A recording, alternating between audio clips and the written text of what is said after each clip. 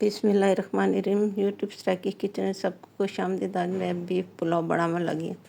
सादा जिउंदे वास्ते मैं पहले यखनी बना गिनसा।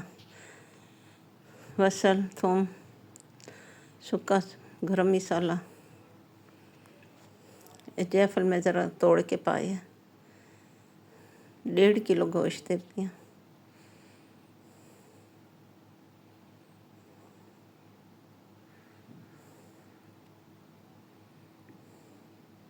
लूण,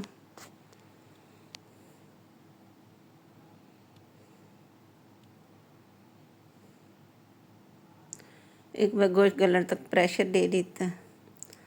और मैं प्रेशर खोले पे देख गोश्त गला पिया है। गोश्त गाल चुका है। गरम मेहनत तो मत पता नहीं, गोश्त में अलहदा कर लेते, यखनी अलहदा कर लेते। और मैं पतीला चढ़ा लेता चावल वास्ते। आयल फिर पा ले बसल बरीक लंबे कट्टे हुए इन पे 4-5 1 किलो ही चावल इन पे। जब तक वो बसल फ्राई थी सन उतने तक मैं चावल पुसा गिन सा। 1.5 किलो चावल इन पे। मैं बसल फ्राई थी तो मैं बहुत ज़्यादा फ्राई नहीं की, तो हल्के फ्राई की तन फिर गोश्त पा के मैं गोश्त टमाटर वगैरह पा के भून गिन सा। ये 5 टमाटर इन पे। अदरक का पेस्ट पिया क्योंकि थूम तो यखनी अच्छी पा लीता ही।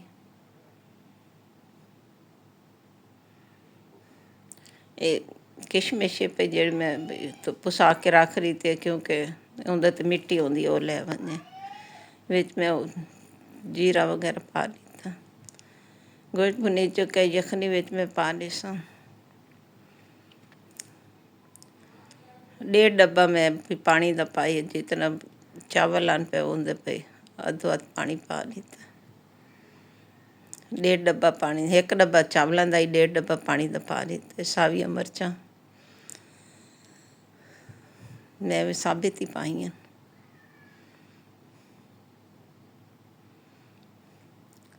चावल दम ते आ चुके हैं।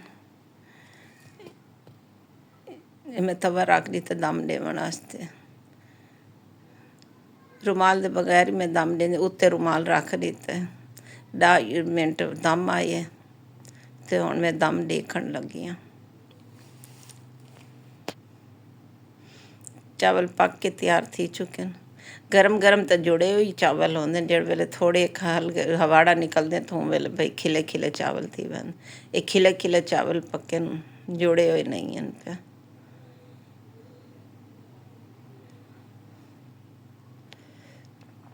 मज़ेदार बीफ पुलाव तैयार थी चुके।